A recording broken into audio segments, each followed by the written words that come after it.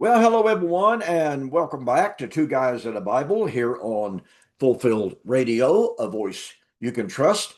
My name is Don K. Preston. I am the president of Preterist Research Institute of Ardmore, Oklahoma, and William Bell is supposed to be with me this evening. I sent an invitation.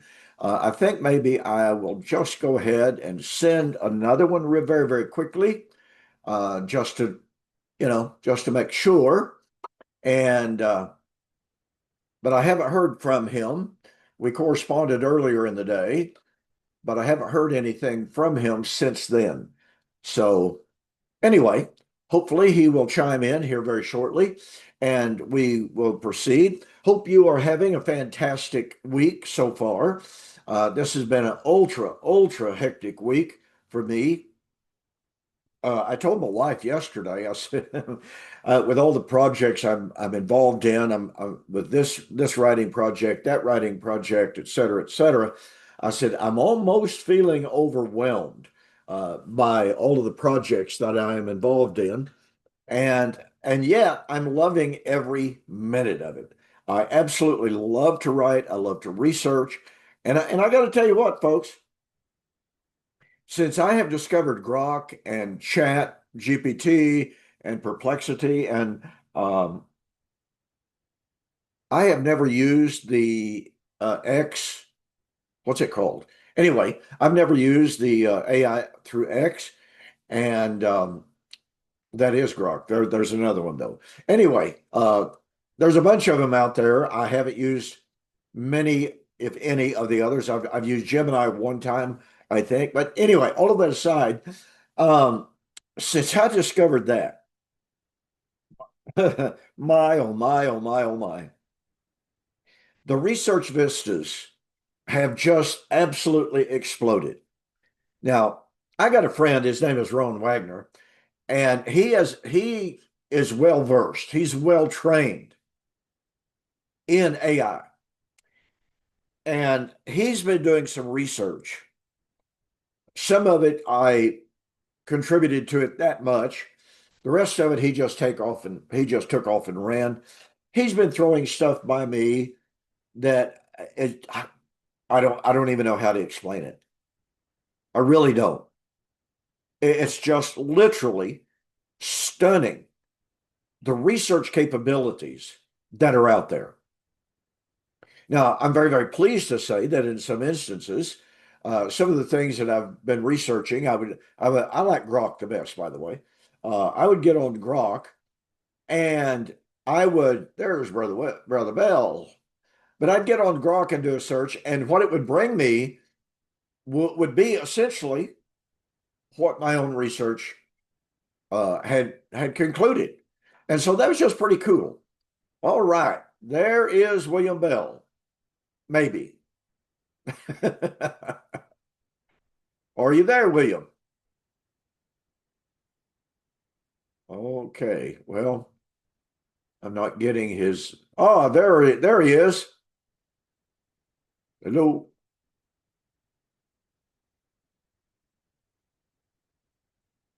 And everyone can tell. Are you there, William? Well, he's dealing with his audio there, I can tell. Sometimes he during the week he evidently changes some of his settings or something. I don't know what it is, but we kind of lose the audio there. Are you there with us, William? Nope,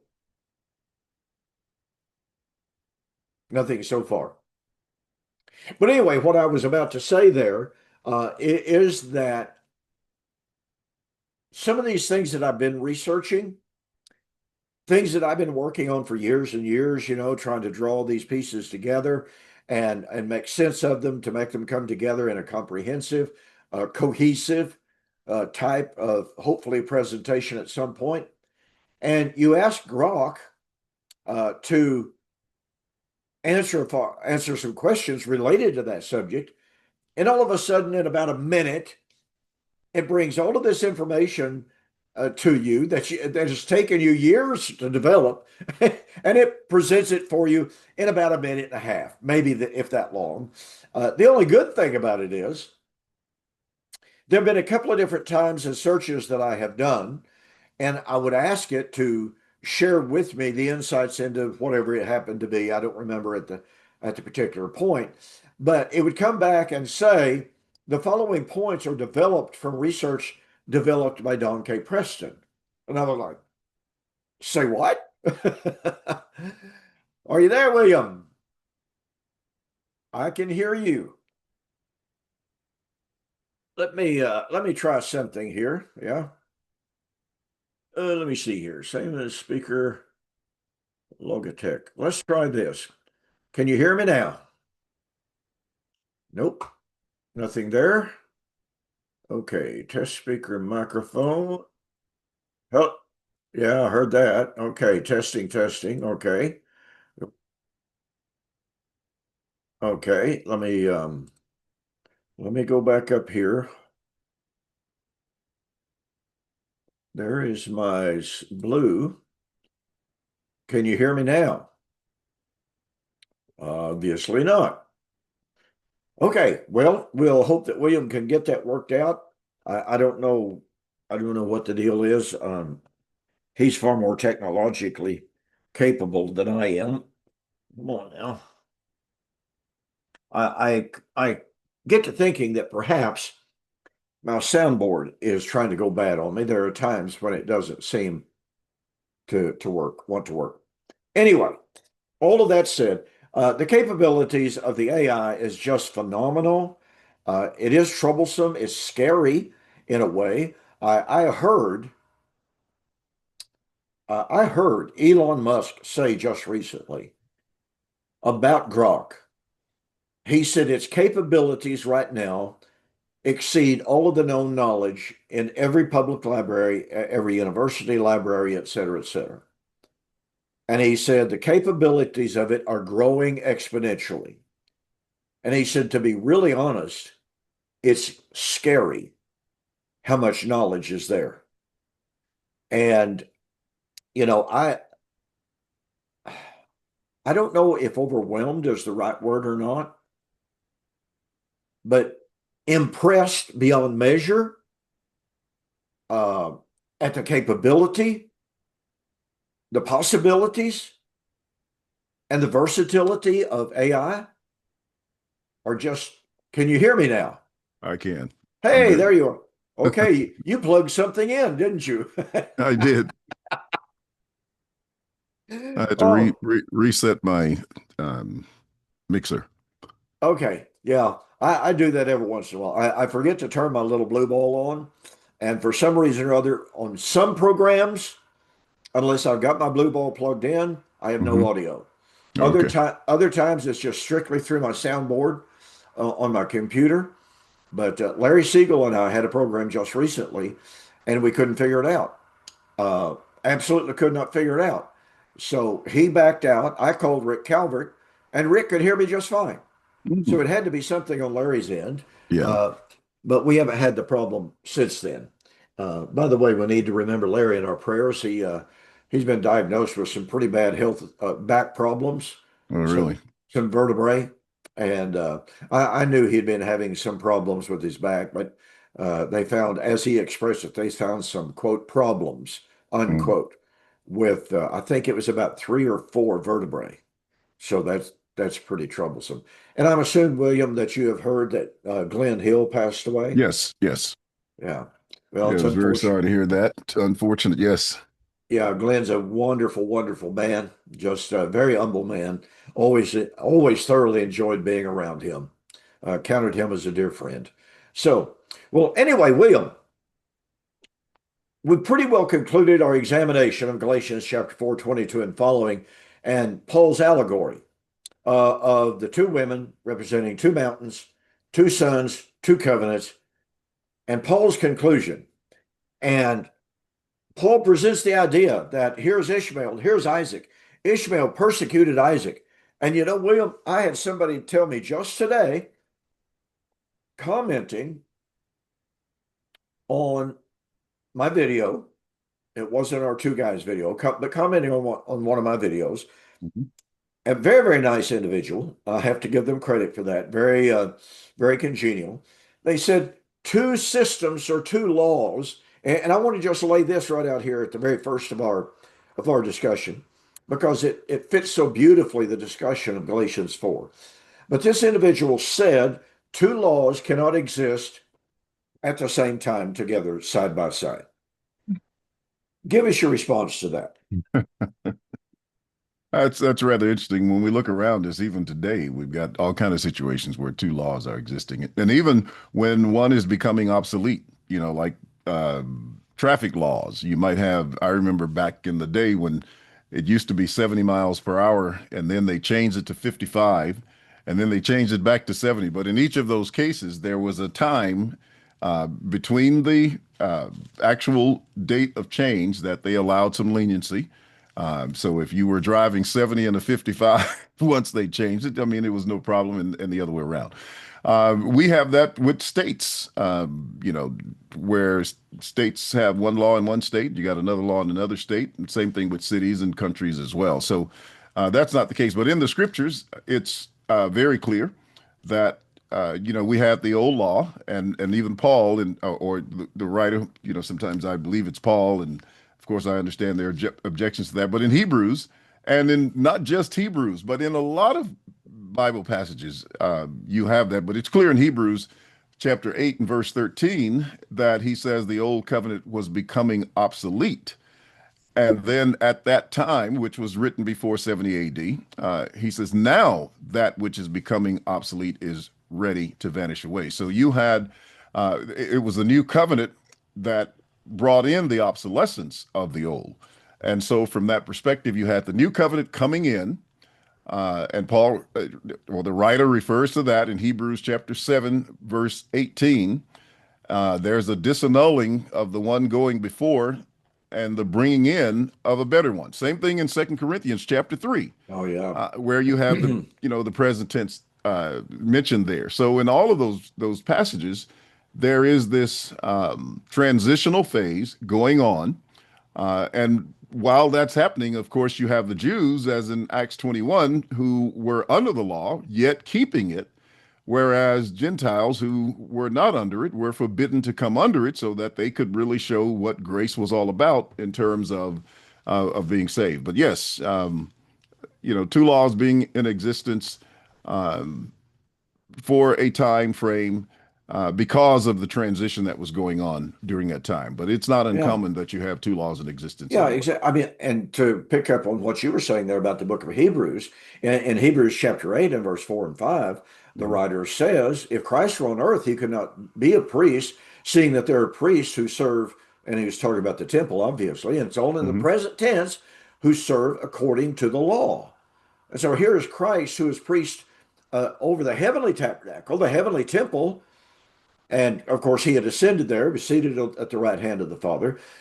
So he's serving in that temple, and they're serving in the earthly temple. He's the priest after the order of Melchizedek. They're priests after the order of Levi and Aaron.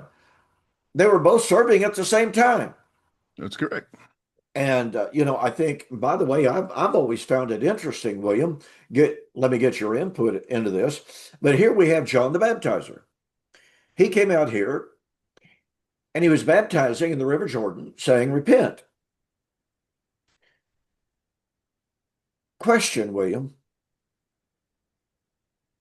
When John the Baptizer was preaching and baptizing in the River Jordan, was that a law found in Torah? No, he wasn't teaching proselyte baptism. He was teaching baptism for the remission of sins. Absolutely, he was. And yet, even though that was not legislated as part of the temple immersions, somebody told me just recently, well, they didn't immerse under the old covenant. Well, that's funny. All around Jerusalem, they have found literally hundreds upon hundreds upon hundreds of what they call the mikvah. Mm-hmm. These were pools. They were chiseled out pools large enough for a man to go down into and immerse himself. Yeah, they had steps in them as well. Steps out of them. Rod Rupert visited Jerusalem and actually took pictures and came back and did a presentation with showing us, all of these pools that were around there. So that idea that they were baptizing in a pitcher of water or something just Yeah, doesn't work. it doesn't work at all. And I read about that years and years and years ago about the discovery, even at earlier stages of archaeology in Jerusalem, they were beginning to find all of these just everywhere, Hmm. these ceremonial immersion pools. So yeah, it kind of blew the idea out of the water that was made that the Jews of the first century didn't practice immersion as a form of baptism. It just simply didn't work. But the point being here that here is John the Baptizer, and properly it's John the Immerser. But here is John. He's doing something that Torah did not command. So you had the law of the temple, and here's John sent by God to baptize. In other words, John had a different law from the temple, a Yeah, different and law. what is that, Matthew 20, where there's a conflict about his baptism, whether it was from men or from God. And Right, that question was thoroughly answered in the behavior of the Pharisees who were objecting to it. exactly. So anyway, this is just an objection that is thrown out there an awful lot because people don't grasp, number one, they don't grasp the transitional nature of the first century period of time. And this is exhibited very often when we talk about the atonement. They run over to Romans chapter 5, verse 9 and 10, in which Paul says, speaking of Christ, in whom we have received an aorist, second aorist, as I remember it, an active aorist, through whom we have received the atonement. They say, see, they already had the atonement. So then they go, when they encounter Hebrews chapter 9 and Christ coming out of the most holy place for the appearing of the second time for salvation, they say, oh, but that's not part of the atonement. And so they rip salvation out of the context of the atonement, as if the atonement was not salvation. Because they said, well, they already had the atonement back here, Romans 5. So atonement couldn't be consummated at the parousia. And so that's a failure to understand the transitional first century period. And it's also a failure to understand and to appreciate and to acknowledge the process of Yom Kippur. But go ahead. No, I was just going to say, I would suggest that they look up every occurrence of the words dealing with atonement and look at the tenses of the verbs. Yes, you'll have the aorist, but you'll also have a present tense and you'll have an aorist subjunctive, which covers both ends of that spectrum. Right. And that's very, very important if they're going to really be honest with the text. Yeah. Good point. Good point. Okay. So here, Paul in Galatians, probably his very first epistle, speaks about casting out the bondwoman and her son. Children of the flesh will not be children or heirs with children of the spirit. And he then says, stand fast, therefore, in the liberty wherewith Christ has set us free, and do not be entangled again in a yoke of bondage. Now, William, I find it, and I've made this kind of comment so very, very often. I have said, and I'll continue to say, some of the things that the New Testament writers said in the historical and theological environment in which they were said were so shocking. They were so challenging. Here is Paul writing to Jewish Christians, saying that their life under Torah had been a life of bondage. How would that kind of statement set with the regular faithful Jews of the day? Well, we know how it's set with them in John chapter 8 when Jesus made the statement, if you continue in my word, then are you my disciples indeed? And they said, we are Abraham's seed and have never been in bondage to any man. So they Right. didn't recognize the fact that being under Torah was a state of servitude, a state of slavery. And that was also the reason why they could not inherit under Torah. Exactly. I mean, that's a great point. And so their failure to understand, and some people have pointed out to me when I bring these passages up, they said, well, look how David spoke of the law. Psalms 119, how love I thy law. But that doesn't mean that David felt like Torah was a law of liberty, did it? Does it? No, no. As a matter of fact, if we look at Psalm 17:15, he was desiring to be awakened in the righteousness of God, to see his face in righteousness. So he didn't regard the law as being capable of doing that, which is why he was looking forward to the Messiah. Yeah, exactly. And so while we today find it very, very easy to think about 613 laws under Torah, how could anybody keep those? And we read Galatians 2, we read Galatians chapter 3, those who are under the law are under curse, because it is written, cursed is everyone that does not continue in all things that are written in the book of the law to do them. Oh, how terrible the law was. That's not the way the normal Jew looked upon it. They knew it was burdensome. They knew it demanded a lot, no question about it. But at the same time, they understood it wasn't going to deliver them from their sin. And I've said very often, based upon Hebrews chapter 10, verse 1 and 2, when Paul says, now the law, having a shadow of the good things to come and not the very image of those things, can never make those who offer those sacrifices perfect concerning the conscience. For then, if those sacrifices would have provided forgiveness, they would not have continued to be offered. But in those sacrifices, which they make year by year continually, there is a remembrance of sin.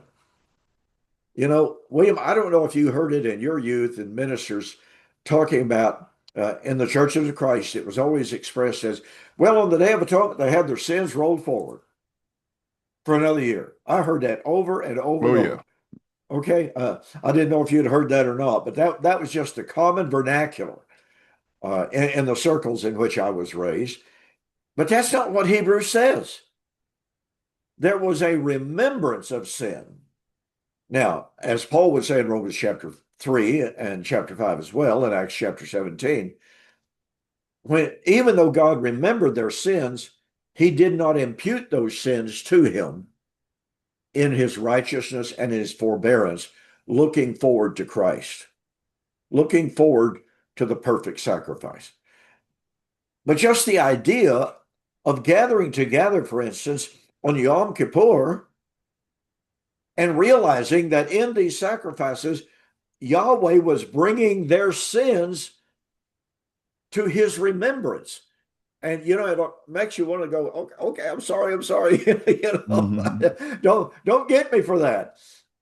And then even in the act of the sacrifices, of course, they had two goats, and the high priest would take his hands and put his hands on the head of Azazel, the one that was to be sent out and away, and lay his hands on the head of that goat, imputing Israel's sins onto that goat.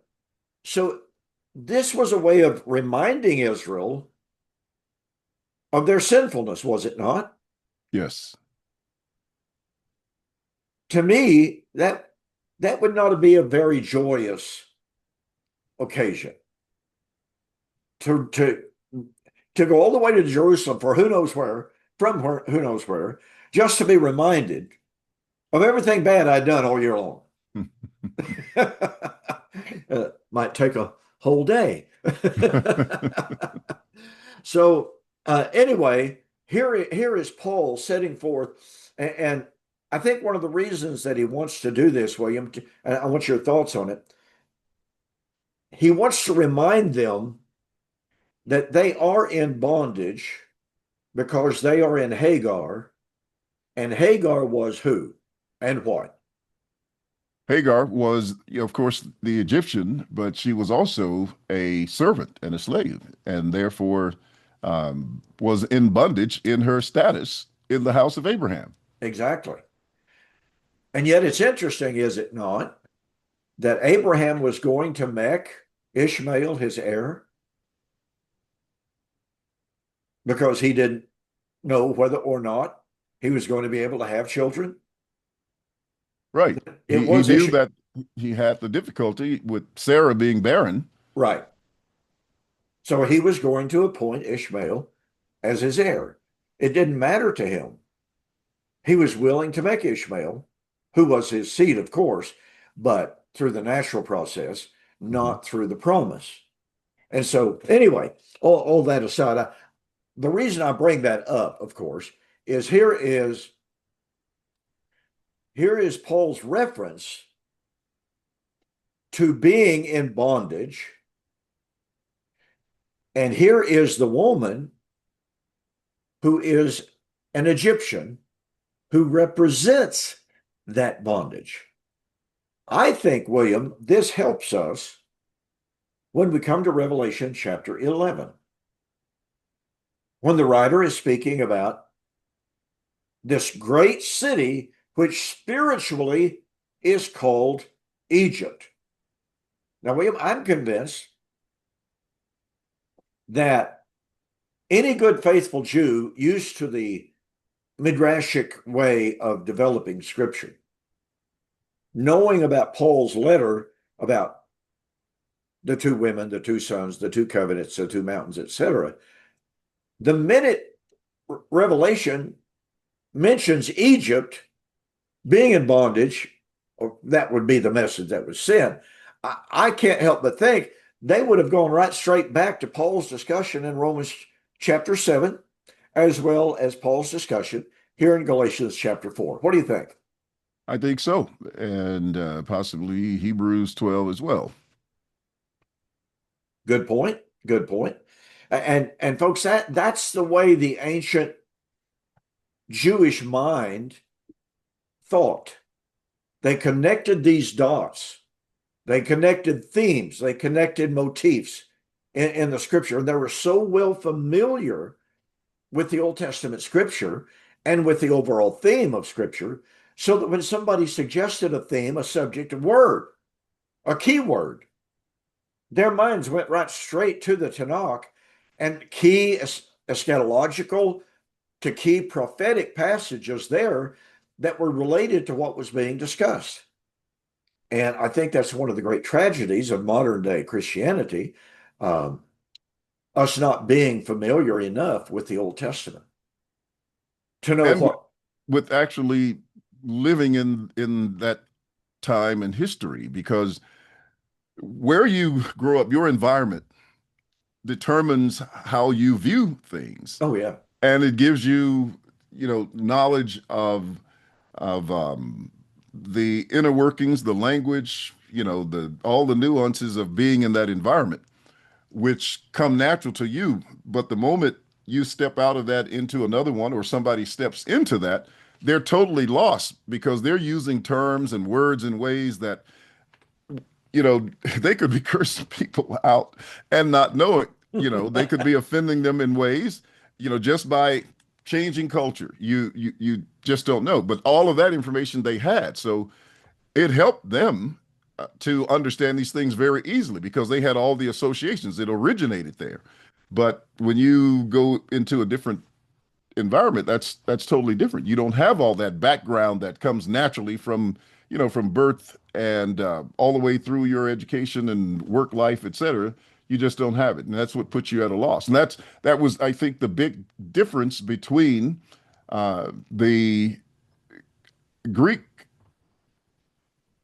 and Roman leg of Christianity being separated from the Hebraic prophets. Oh, yeah.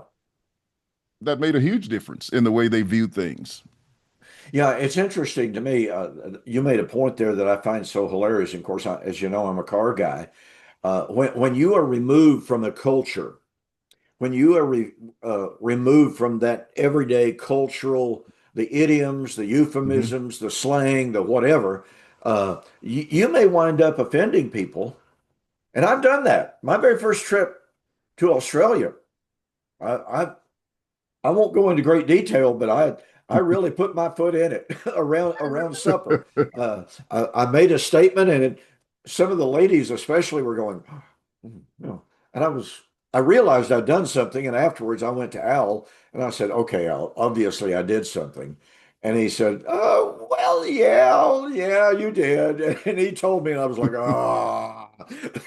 But in the car world, back in the early 70s, Chevrolet came out with a car, or they branded a car, marketed it in South America.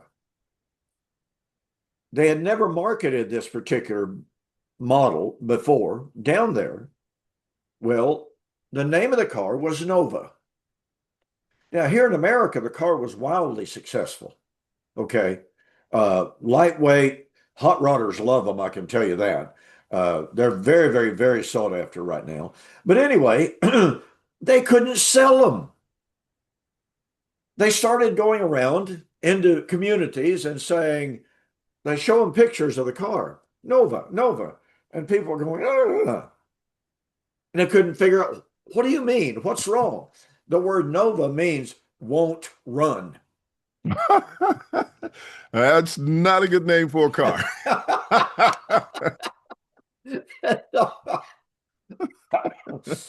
So now marketers do a better job of market research. You don't name a car, won't run, and send it to South America. You don't do that. And so it is so helpful for us to get into the first century world. And this is one of the reasons, by the way, I love scholars such as Scott McKnight, N.T. Wright, R.T. France, men whose expertise is in history and first century Jewish history. They are what we call today, they're Jesus scholars. And what they mean by that is they're digging into that actual boot on the ground culture of what it was like in the first century. And they're bringing to us today such a wealth of understanding of the customs, the culture, the entire world. To use a German term, German scholars had a term, Sitzenleben, or Sitzenleben, however you wish to pronounce that. And what it means is the life situation of the average Jew as he walks down the street of Nazareth or Capernaum or whatever, or Jerusalem, and learning some of those words, terms, and phrases brings some of these passages in the New Testament. It just brings them to light in such a way that I know that studying N.T. Wright, for instance, he's one of the very, very best at that, and showing here's what was happening at this time in that place. Here's the language of that time and place of those events. And you're going, oh my goodness gracious, now I can understand why the Pharisees were so upset, or why this group liked it or didn't like it or whatever. It's absolutely amazing. So when Paul is talking about stand fast, therefore, in the liberty wherewith Christ has made you free, I believe that he's echoing John chapter 8. The Son shall make you free. And once again, the good, faithful Jews are going to be going, what are you talking about? What are you talking about? And yet, back to N.T. Wright, N.T. Wright says there was a very, very widespread belief in the first century that in some sense, somehow, some way, Israel was still in bondage. Not Egyptian, but they were still in bondage. And that in spite of the promises that when they returned from Babylonian captivity, they'd have this idyllic world, that didn't come about. So they were still looking for the Messiah. They were looking for the deliverer. And so that awareness of that cultural belief that they were still in bondage, and for Paul to say to these Christians, stand fast, therefore, in the liberty by which Christ has made you free. That's an astounding statement. It speaks to that day, it speaks to that time, it speaks to that world. And it says, what you've been looking for, what was prophesied, what the world around you is looking for, it's here and it's now. Thoughts? Well, I think that's very appropriate in terms of their expectation. I was looking for the text, and I thought it was Luke 2. It might be Luke 1, but anyway, where it even mentions they were looking for the redemption. So they had this expectation of the Messiah coming to deliver them, and their national situation just intensified that desire even more. But it was there, and you know the text says, he was going to save them from their sins. So they understood some sense of being in bondage from a spiritual point of view, uh, totally separate or in connection with the national type of bondage that they felt, being under Rome, and that's why they hated the tax collectors, et cetera, the Mhm. publicans so much, because they were there aiding them, and then you had the Sadducees, et cetera, that remained in power by their willingness to cooperate with them. Yeah. And you raised a point there that's very, very powerful. And that is that they saw a direct correlation. And this correlation was developed in the time of the Assyrians, in the time of the Babylonians, even in the times of Persia and what have you. They understood that there was a direct correlation between Israel in sin and Israel in bondage. They understood that. Mhm. And that's why there in Luke, I think it's Luke chapter 1, if I'm not mistaken, that you were referring to, Yeah, it is. that the promise was that the Messiah would come and deliver his people from their sin. That's one of the reasons. And William, this is an area that I actually have a lot of fun with this from time to time. This is an area in which let's go to Acts chapter 24, Acts 23 and 24. Paul is standing in front of the Sanhedrin, right? And he perceives that half of it is Pharisees, half of it is Sadducees. And he says, Brethren, I'm a Pharisee of the Pharisees. For the hope of the promise of the resurrection in my own trial this day. And all of a sudden, the Pharisees decides he's just a mighty fine fella. We find no fault with this man. And as you well know, the adversaries of covenant eschatology, they come to that passage and they say, look, Paul said he was a Pharisee.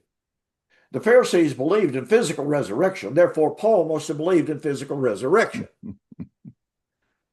Now, I wrote a book on this, Paul on trial, Paul and the Pharisees, and Paul resurrection and the Pharisees.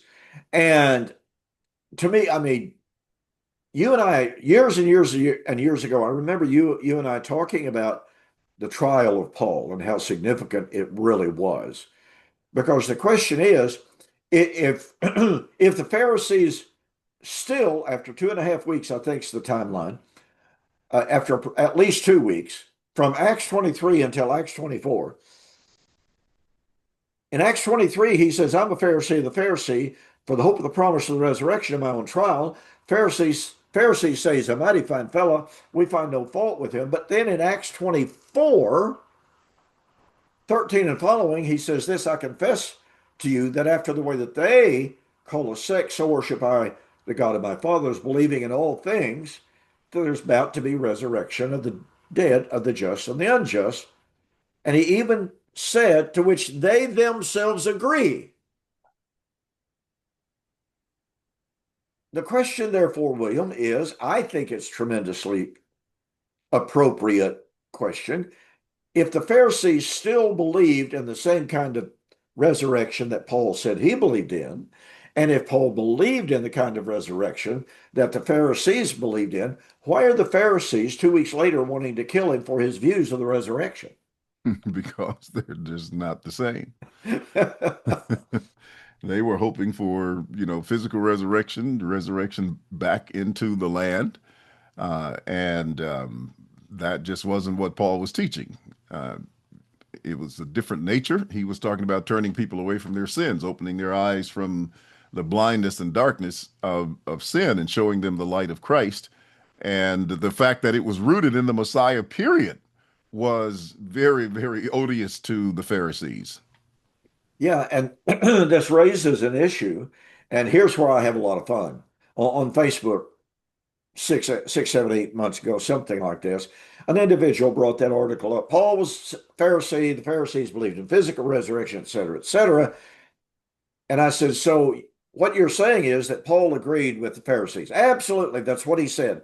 I said, well, you do believe, or you do know, do you not, that the Pharisees tied their view of the resurrection to their view of the restoration of Israel, which was physical restoration to the physical land, a physical temple, a physical priesthood with physical sacrifices. I said, their view of the resurrection cannot be divorced from their entire view of restoration of Israel. It's all tied together, inseparably so. And he refused to answer.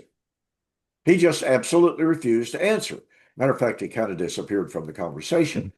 But the point of fact is, folks, when you say, well, Paul believed like the Pharisees, but then you turn right around, and by the way, in my debate with Richard Carrier, he tried to make the same argument, tried to make the identical argument. Well, wait a minute. Paul rejected the Pharisees' view of the kingdom because Paul said in Colossians chapter 1, writing to the Colossian brethren, you have been translated out of the power of darkness into the kingdom of God's dear Son. The point that I asked Richard Carrier, and that I've asked many others before that and since then, was if Paul was teaching the same thing about the kingdom that the Pharisees were, based upon you claiming he believed the same thing as resurrection, then did the Pharisees believe the same thing about the kind of kingdom that Paul was talking about in Colossians chapter 1, 12, and 13? And they know that that was not the kind of kingdom the Pharisees were looking for. Right. Okay.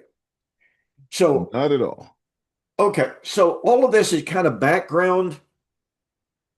I won't use the word baggage, but it's background, hopefully good information to help us understand what Paul is getting at when he says, stand fast, therefore, in the liberty wherewith Christ has set us free. Now, William, here's a question, multiple choice question. What are some of the elements of the freedom that Paul might have in mind?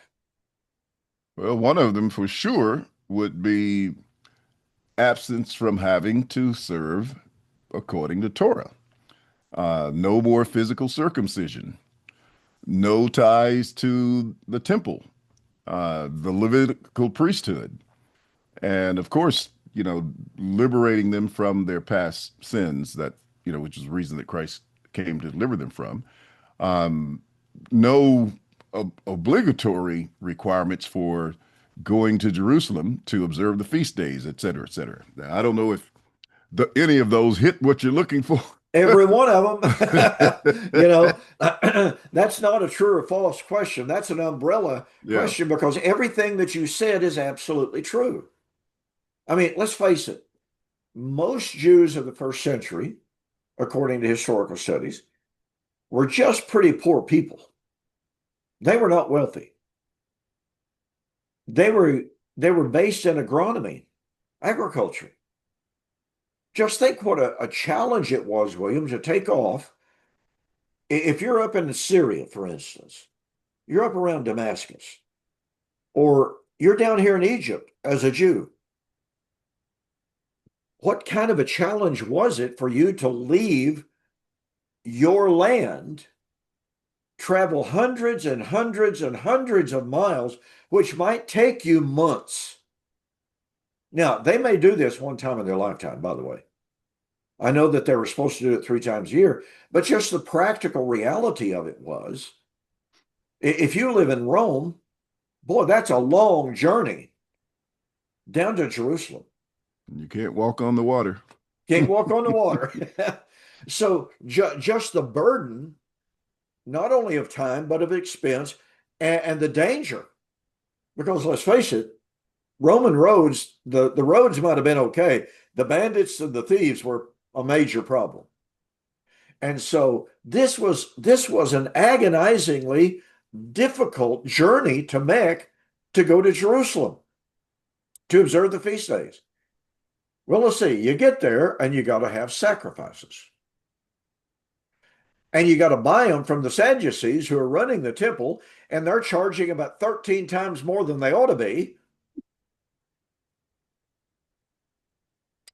And everywhere you look, there are difficulties. And you got to make sure you don't touch anything that's unclean before the day of Passover, or else you can't even take of the supper. And on and on and on it goes with the number of requirements.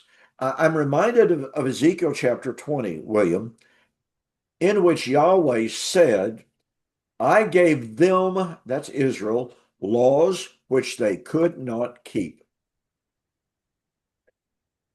That's kind of a stunning statement, isn't it? It really is. Peter echoes it in Acts 10, Acts 15. Acts 15. Why put upon the necks of the Gentiles a burden which neither we or our fathers were able to bear? So on the one hand, they had this consciousness of loving the law because it was a matter of fellowship between them and Yahweh. On the other hand, there was this constant reminder, and that brings us back to Romans chapter 5. The law was added that sin might abound. And that means, if I perceive it correctly, it means that the law was added to make man acutely more and more and more aware of his sin, not to make him sin, not to make sin abound, as in doing more of it, but to be more acutely aware of sin and its consequences. Is that hitting in the neighborhood of what that's all about there, William? That sounds very apropos to me. Okay, so there you got two conflicting views or attitudes. On the one hand, the law was marvelous, it was wonderful, it was perfect. Paul called it spiritual, wonderful, holy.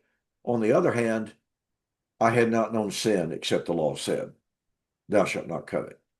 Those are the two attitudes. So now Paul says to these brethren who are just beginning, I mean, let's face it, William, these folks are probably no more than 10, maybe 15 years away from becoming Christians and coming to this understanding of what it meant to live a Torah-free life.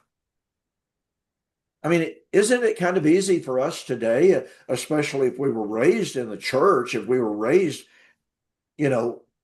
around Christianity and the gospel, it's real easy for us to think, well, this isn't all that hard except for temptation. But that's not the way it was in the first century. You're talking about people that their fathers and their grandfathers and their great, great, great, great, great, great, great, great, great grandfathers had lived under Torah. And they had tried. And now they're having to learn about the freedom that was theirs in Christ. Question, William, did some of the people hearing about the Torah-free gospel, did they carry that too far? Yeah, they did. Explain. You had people thinking that grace would abound for one. In Romans chapter 6, what shall we do? Shall we continue in sin that grace may abound? So they became, in a sense, or had the understanding that, it was a lawless, free-for-all type of situation, and that was not true. Paul was very clear, where sin abounded, grace did much more abound. But shall we continue in sin that grace might abound? And that was absolutely taboo. And so, this is where we get the terminology of antinomianism. Mm-hmm. No law, no law. And unfortunately, there are people in Christianity today who have the same identical attitude that nothing you do can affect your salvation, because God's grace is going to cover anything, and it's going to cover everything, no matter what you do. That is not the Pauline doctrine of grace, at least not the way I read it. I don't read it that way either. Okay, so stand fast, therefore, in the liberty wherewith Christ has made us free, and do not be entangled again with the yoke of bondage. Behold, I, Paul, say unto you that if you be circumcised, Christ shall profit you nothing. Well, you touched on this just a moment ago, William, when I said, what are some of those areas that Paul had in mind when he talked about freedom? And right here is one of the most paramount subjects in all of first century Christianity when it came to the subject of, okay, I'm a Jew. I've now accepted Jesus as my Messiah, my Savior, my Redeemer, et cetera, et cetera. What does that mean for me? Well, chances are almost certain that they'd already been circumcised, right, William? Correct. Okay. But what about their children? They're going to be asking this question. If they have children born into their families, what about children? Do I have to have my children circumcised, as has been the practice for 1,500 years? And so it's a little wonder that this debate, this controversy, took time to develop from Acts chapter 10 until Acts chapter 15. There was a period of time in which you have Gentiles who are not circumcised. They're coming into Christ. So the natural question was raised, do the Gentiles have to be circumcised and keep the law of Moses in order to be saved? But as a corollary to that, then the question began to be raised, well, what about my children? I'm a Jew. I was circumcised. Do I have to circumcise my children? I remember reading W.D. Davies, William. W.D. Davies, and he wrote Paul and the Gospel. And he said something along the following lines. Circumcision is one of those subjects that to us today certainly seems anachronistic. What's the point? How does it relate to us today? Now, interestingly, William, it's true that there are groups today who would seek to impose circumcision again, right? Mm-hmm. And they are. And they are. They exist. They go by a variety of names. We just have some who call themselves Torah observant Christians and what have you. I even had a debate with one young man right there in Memphis years and years ago. Michael Bug. Yeah, Michael Bug. Yeah. He couldn't get his own people to attend the debate. but nonetheless, his group teaches even today, yeah, as Christians, we've got to be circumcised, physically circumcised. There's one extremely popular guy who teaches Torah observant Christianity, lives in Huntsville, Arkansas, just outside of Fayetteville. I know the area well. I dated a girl from there when I was in high school. Thought I was madly in love with that girl. But anyway. But yeah, there are Christians today, folks who call themselves Christians, who believe that we're still supposed to be circumcised, physically circumcised. So here is Paul raising this issue. And W.D. Davies goes, this may seem like his word is arcane subject to us today, living as we do in a society that doesn't hardly even discuss circumcision in any kind of a religious context. But he said, we fail to grasp the severity and the importance of the subject to the first century saints. So, William, give us a synopsis of what the first century Jew thought about circumcision. Well, of course, they thought that it was necessary, that it was essential, that if you were not circumcised, you were cut off. It's basically from the requirements that God gave to Abraham in the beginning in Genesis chapter 17. And they were willing to either persecute or force people to be circumcised. You have that in Galatians chapter 2, where they were coming in, as the Bible says, to spy out the liberty. They were like false brethren who came in and trying to determine, who's circumcised and who's not, and they wanted to impose that. So they were very, very dominant and forceful about circumcision. And this is what the first conference was about. There were some who claimed that unless you were circumcised and keep the law of Moses, you could not be saved. And so they had to bring the apostles and elders all together in order to settle that matter, which they did. And all of that shows, that here they are in Jerusalem with the apostles, with the elders and brethren to settle it. It's my understanding the apostles already knew the answer to the question, but they wanted to get that published so that everybody else would understand it. And of course, that's what they did. They went so far as to think that Paul, when he was out among the Gentiles, was teaching that you didn't have to circumcise, etc. But he was, working among the Jews, and he himself also kept the law and walked orderly, as James mentioned to him. But at the same time, they were not imposing it on the Gentiles. So that question had to be settled in order for the church to move along peacefully, because otherwise it was definitely going to be a rift. And that was the backdrop of contention all the way through. Yeah, absolutely. Well, let's pose an interesting question here. Mm-hmm. The question really is not just a matter, William, of the law of Moses, is it? It is Abrahamic covenant. Exactly.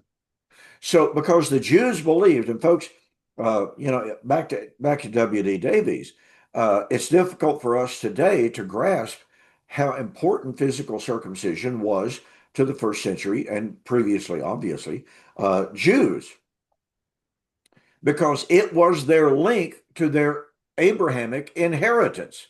Because physical circumcision, as in the text that William cited, Genesis chapter 17, verse 12 and following, physical circumcision was the sign of the Abrahamic covenant in their flesh.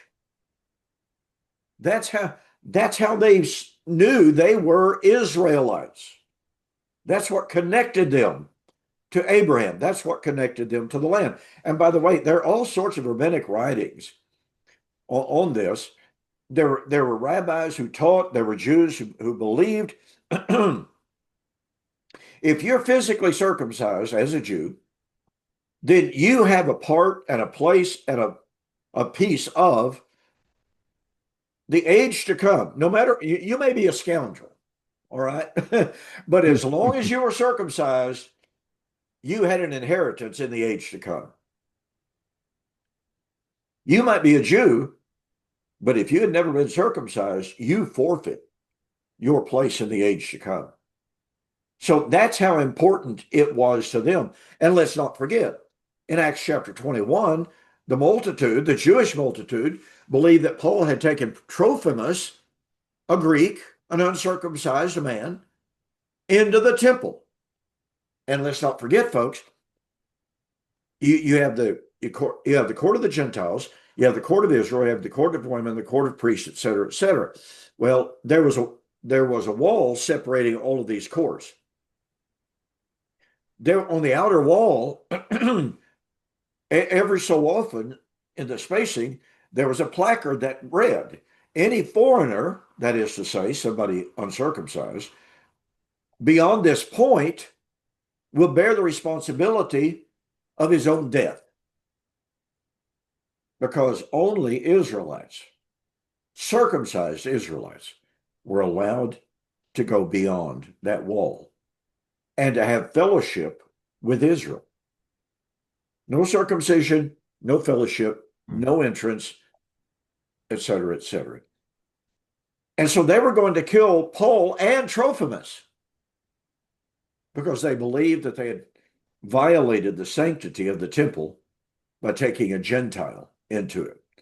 Well, William, we're out of time. I think what we need to do is we need to develop this a little bit farther in regard to the Abrahamic covenant next week. to see how important Paul's following discussion of circumcision would have been to the early church, the way it was important to them. And he even went so far as to say, if I still teach circumcision, then why am Why? pardon? Well, I was going to say, why is not the offense of the cross ceased? I don't know if that's the Yeah, one you were thinking. that's exactly. Then why am I being accused of teaching the offense of the cross if I'm Hmm. still teaching circumcision?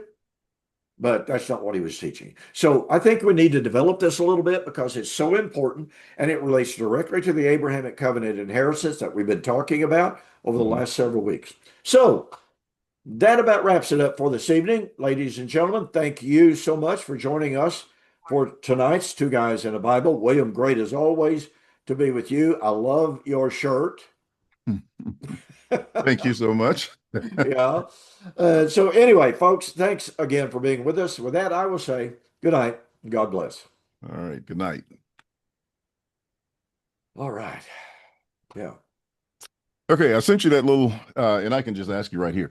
In Romans 4 and verse 16, do you see that as all individuals or two classes of, like the circumcised, when he says all, that he's not talking about individuals, he's talking about the, well, they're saying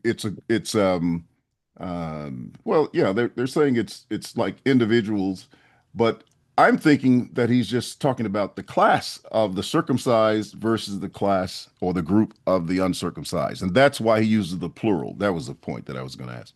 Because they're saying, well, it's in the plural, so it means plural seeds Oh, no, no, individually. no, no, no, no. No, he's talking about the they're plural because it's two separate groups, just like Jew and Gentile. Yeah.